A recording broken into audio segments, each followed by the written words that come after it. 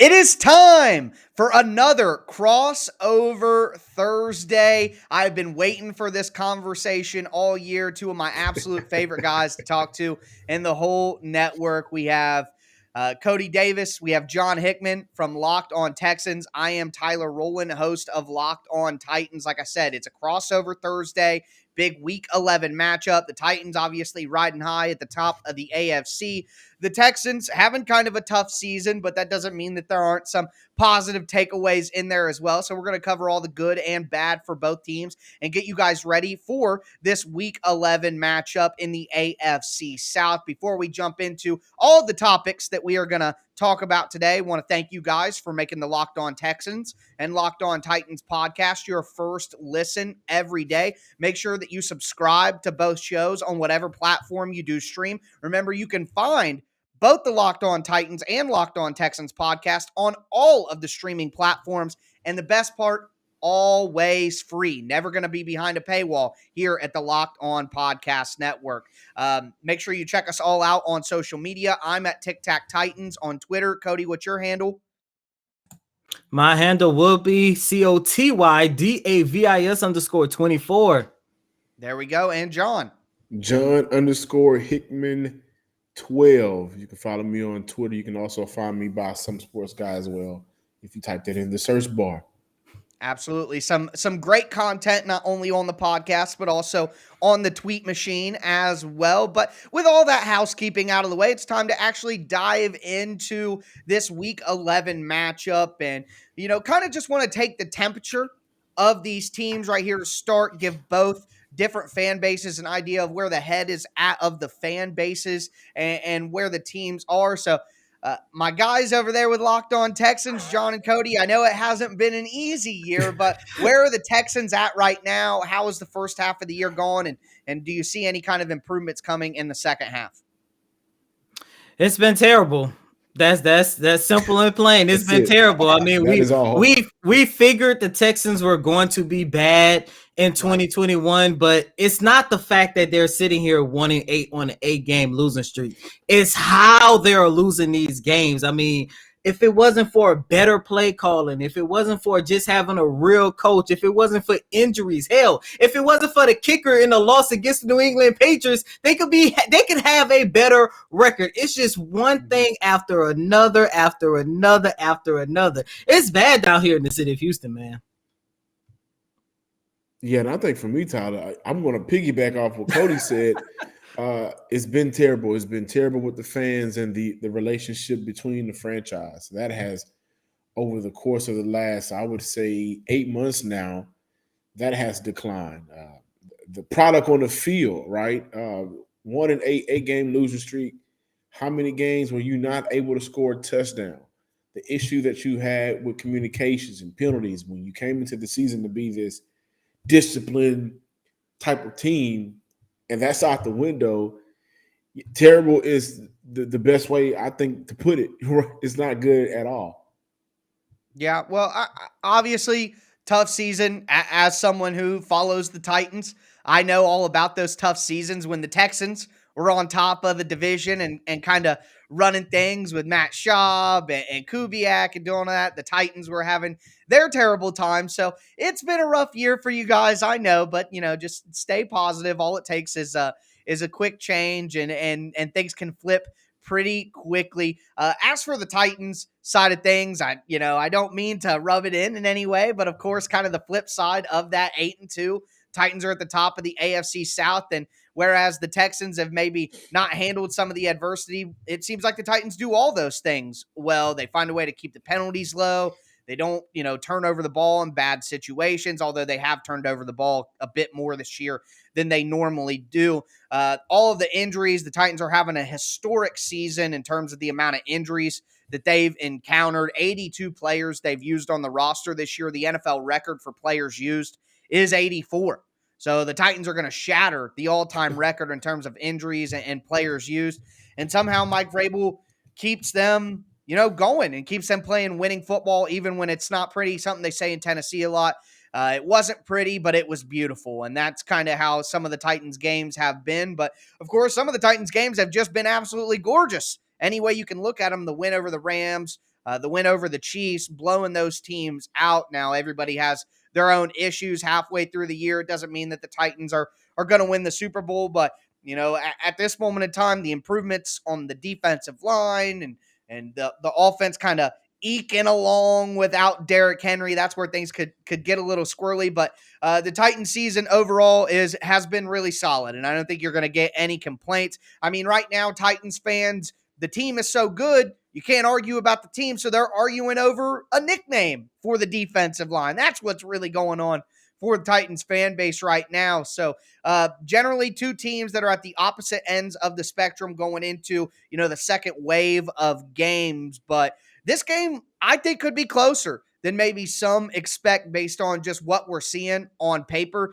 The Texans always find a way to play the Titans close. I mean, last year, the average margin of victory, or the margin of victory in both games combined, was 9 points. I think the Titans won by 3 the first time, won by 6. Both those games, I think, went to overtime as well, including Derrick Henry's walk-off touchdown at the end against Houston in the last game of the year. So regardless of what these teams look like, the Titans and the Texans always seem to have close games. Now, a lot of that has to do with, Deshaun Watson being the quarterback for the Texans last year as compared to this year. But I just have a feeling the way the Titans play down the competition that this will be a close game. And we're going to dive into this game in our second segment, really talk about, what we're going to see from these teams. I have some concerns. I have some other things I'm not as concerned about. I'm sure Cody and John feel the same way. Before we get into that, though, I do want to tell you guys about a fantastic app that every Titans or Texans fan who buys gas has to know about. It's called Get Upside, and our listeners are making up to 25 cents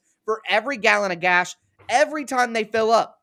Just download the free Get Upside app in the App Store or on Google Play right now. Use the promo code TOUCHDOWN. That's one word, touchdown. And you're going to get a bonus 25 cents per gallon on your first fill up. That's up to 50 cents cash back. Don't pay full price at the pump ever again. Get cash back using Get Upside. Just download that for free. Use that promo code touchdown and get up to 50 cents a gallon cash back on your first tank. Some people who drive a lot make up to $200-$300 a month in cash back. And here's the thing, there's no catch. The cash back goes right to your Get Upside account. You can cash out anytime directly to a bank account, PayPal, or even to an e-gift card like for Amazon. Just download the free Get Upside app, use the promo code TOUCHDOWN, and get up to 50 cents a gallon cash back on your first tank. Once again, that's promo code TOUCHDOWN on the free Get Upside app. All right, fellas, let's dive back into this crossover Thursday. Locked on Texans with John and Cody. Locked on Titans with me here, Tyler Rowland. We're just going to bounce some questions back and forth, but I know you guys wanted to throw some questions at me to kind of kick things off. Absolutely, I do. And I want to talk about the GM. How impressed are you right now with this roster 6-year general manager John Robinson has put together? 8-2 and a lot of improvements. How impressed are you right now? I mean, I think you got to be incredibly impressed. And, a lot of people want to point out the failures. And there's the Isaiah Wilson pick from 2020's first round. I mean, Caleb Farley was a risky pick, and he tore his ACL. So some people want to talk there. Third round pick, Darrington Evans at running back from 2020 has been a complete non-factor with his injuries when the Titans really could use some running back help, especially right now. So there are misses in there. Jadeveon Clowney, talk about, I'm trying to think of the edge rusher's name. I've literally expunged it from my memory. Vic Beasley is in there. So the Titans general manager, John Robinson, has made some mistakes. But you look up and down the roster, guys who have contributed this year, A.J. Brown, Nate Davis in the third round in 2019. Jeffrey Simmons has turned into one of the best 3 interior defensive linemen in the league, and that was a risky pick at the time with his off-field and his medical concerns. But it's even deeper than that. David Long has been the Titans' best linebacker. He's a 6th-round pick from 2019. A guy like Dane Cruikshank, who was drafted in, I believe, 2018, has turned into a great matchup nightmare for the Titans defense, even though he's a little banged up right now. Contributions from David Quessenberry, the tight end group that they've put together, some of the wide receivers who are stepping up, who are undrafted free agents like Nick Westbrook, Akina, a guy on the line like Aaron Brewer, an undrafted free agent, the defensive line, Naquan Jones, Tyir Tart, both undrafted free agents who have given a ton of snaps for the Titans on the D line, and then bringing in Danico Autry, bringing in Bud Dupree, bringing in Jackrabbit Jenkins, Christian Fulton as the draft pick, Amani Hooker as a draft pick. I mean, what else could you want from John Robinson? Kevin Byard in his first draft. I mean, all of these John Robinson picks and John Robinson acquisitions are making huge plays every single day. And you got to mention that Mike Mularkey won a playoff game for the Titans for the first time in 10 years. And this franchise, the Titans aren't, one of these blue blood organizations that win every year and expect excellence every year. Before John Robinson showed up, the Titans were the worst team in the NFL 2 years running, basically. So the fact that they would win a playoff game for the first time in 10 years and have the Onions to fire that coach, I mean, you got to give John Robinson credit for saying, hey, he won a playoff game, but Mularkey ain't the guy. Vrabel is the guy, and we're going to go get him. And John Robinson was right. So I like that question, John. That's very smart. Not enough people give credit to John Robinson for essentially saving this franchise. That's really the truth. He saved this franchise from just perpetuity at the bottom of the NFL. So that's kind of a big thing that not enough people are talking about is John Robinson. But on your guys' side, I know things aren't going well, but are there any players that are standing out and players that have been playing pretty well that you kind of want to see hang around or you think can continue to play well, maybe in this game specifically? If I had to pick, I would have to say John Gennard. He has been one of, if not the only bright spot for the Houston Texans through this entire terrible 2021 season. Pass rusher from Florida, right? Yes, sir. Yes. And, it seemed like, last year he was a rookie. He really didn't get an opportunity to see the field. But this year, after bouncing back from, I believe it was an ankle injury that forced him to miss the first two games, this guy has been killing the defensive line. I mean, this guy has really became a real foundational piece for the Houston Texans to build around. And I would say if there is one aspect of this game you guys might have to look out for is that defensive line, because along with Jonathan Gennard, you also have guys like Jacob Martin. You also have guys like the rookie Roy Lopez. I mean, there are so many guys on this defensive line that is making a statement on this team. And if they can find some kind of way to disrupt, the backfield, even with the injury of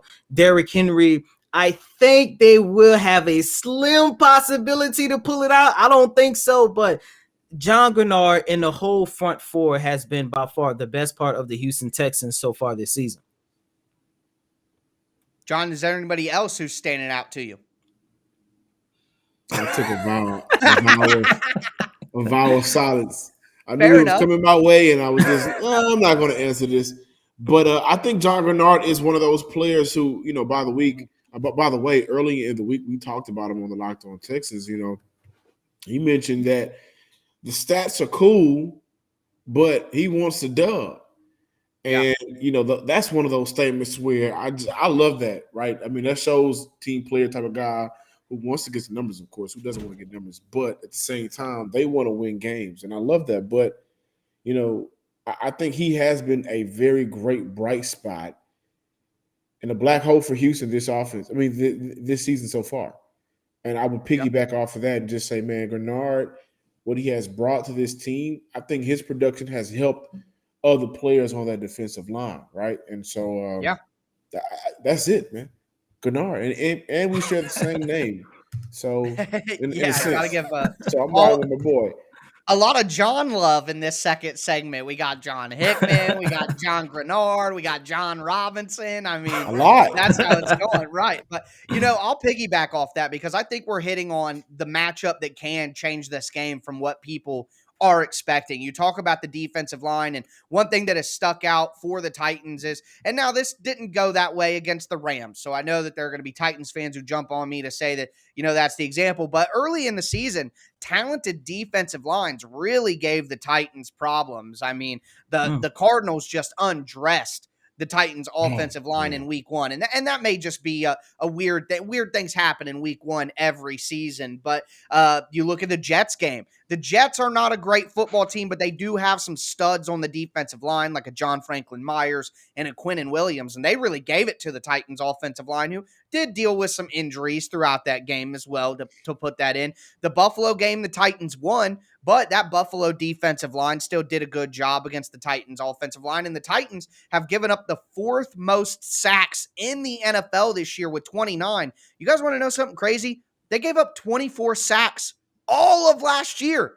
So the Titans have already given up 5 more sacks this year than they gave up all last year. And they've only played 10 games. So that's got to be a concern. And the Titans have really struggled with athletic pass rushers and people who will crowd the line of scrimmage, blitz, and try to confuse their protection. So I would expect to see the Texans do that. But like you're saying, if Grenard, maybe Malik Collins, maybe Roy Lopez, these dudes, if they can win one-on-one in their matchups, then they could.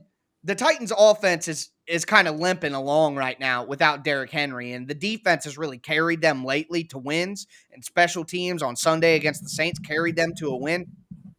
But the Titans offensive line definitely has the ability to let a lesser team with a good defensive line absolutely control the game. So if the Titans are already playing bad on offense and then the Texans play well on the defensive line to keep that going even more, and the Titans defense doesn't play out of this world, which they have for a few weeks, there's absolutely a chance that the Houston Texans can find a way to win this game. So that's probably the biggest matchup to watch going forward.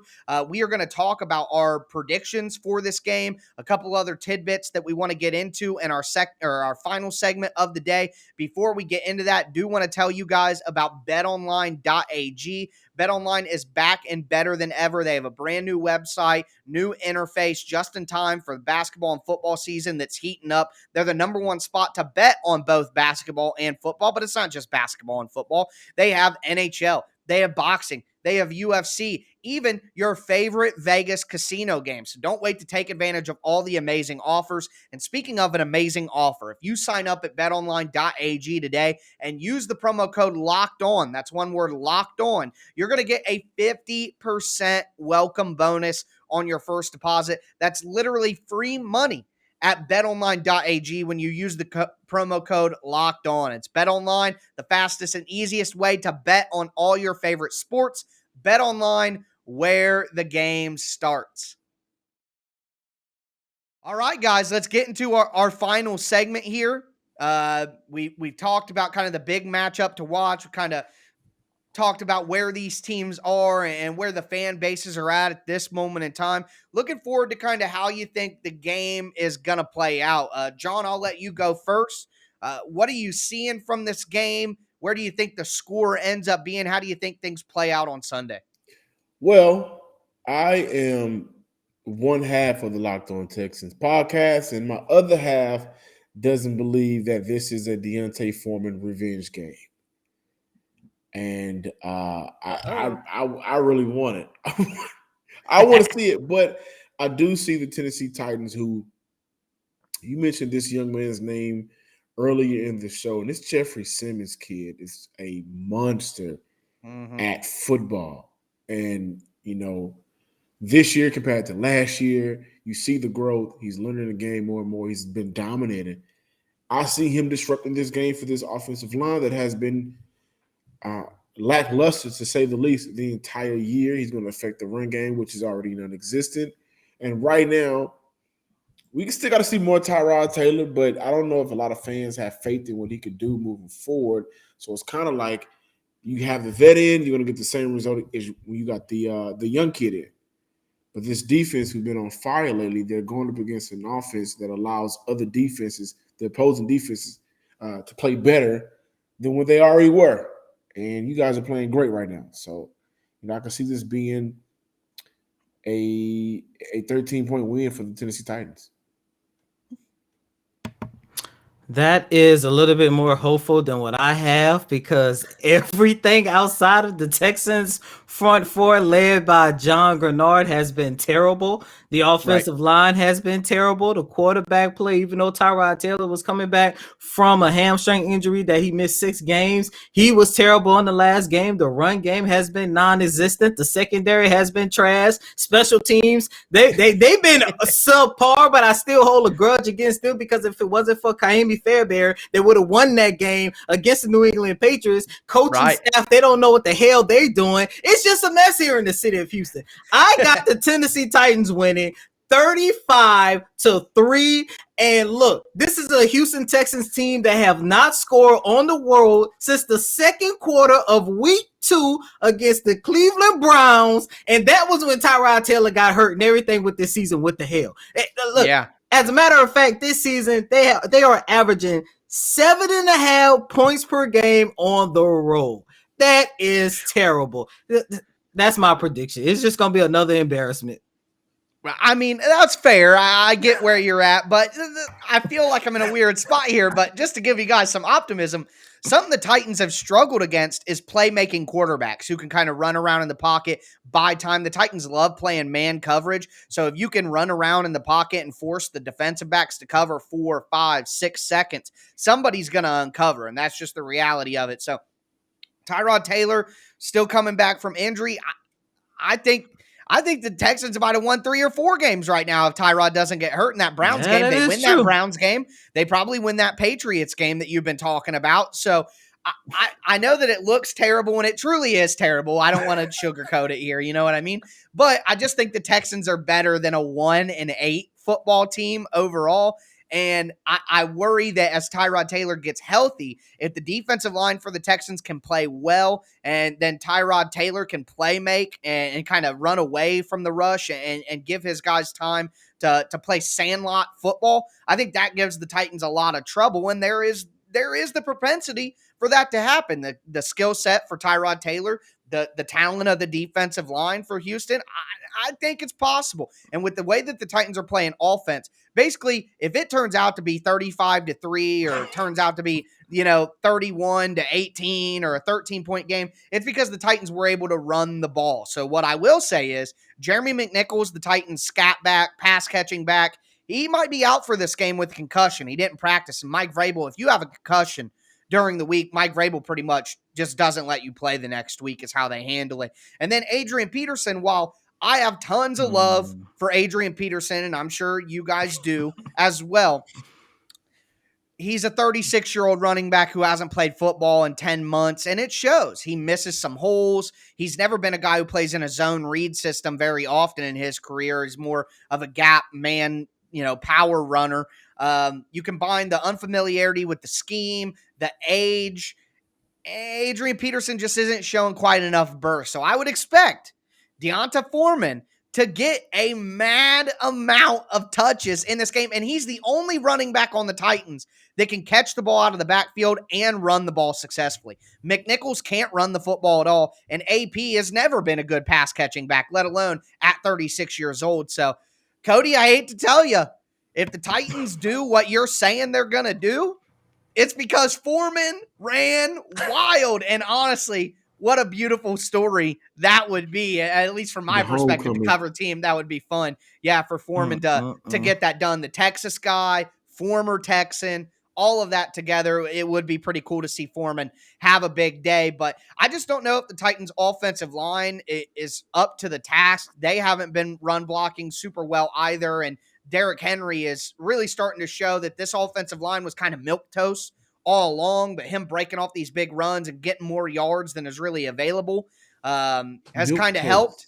Yeah, and I say that in kind of an average. I think they're probably like somewhere between 10 to 15 if you had to rank the offensive lines, where the rushing production would lead you to believe that they were a top 5, top 8 offensive line. The Titans' offensive line's older.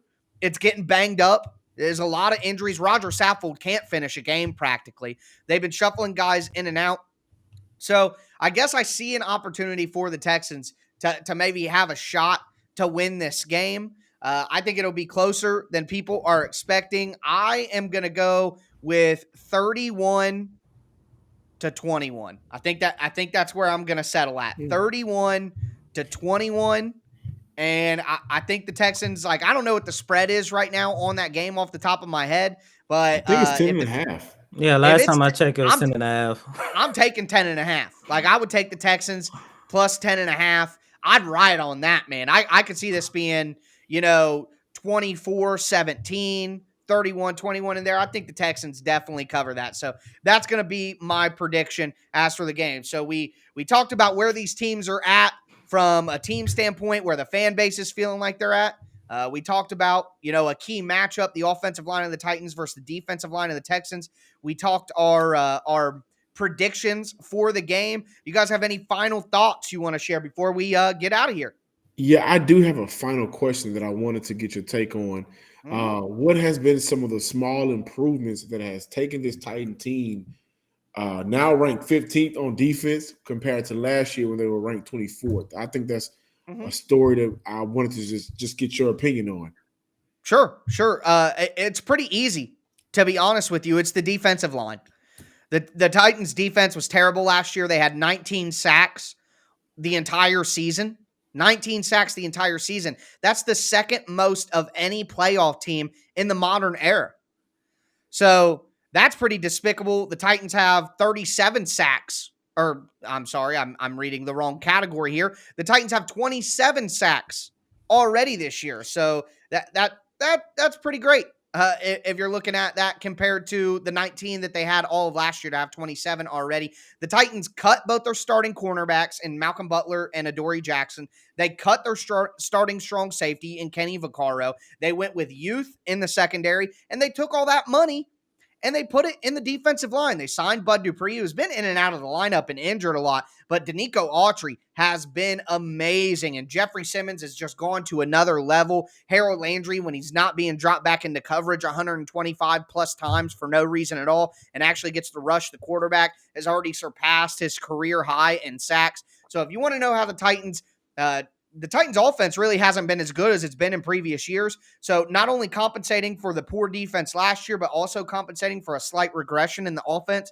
is the Titans defensive line that has really created this 8-2 start. That's really all it comes to. And John Robinson, again, took the money out of the secondary, which is how Dean Pease likes to have his defense set up, and put the money in the pass rush, which is how Mike Vrabel wants his defense set up. And that pretty much turn the tide for the Titans defense and kind of help them along throughout the season. The Titans don't have the offense that they've had the last few years, especially with Derrick Henry out. So that defense had to step up and make this happen. Cody, do you have any final thoughts?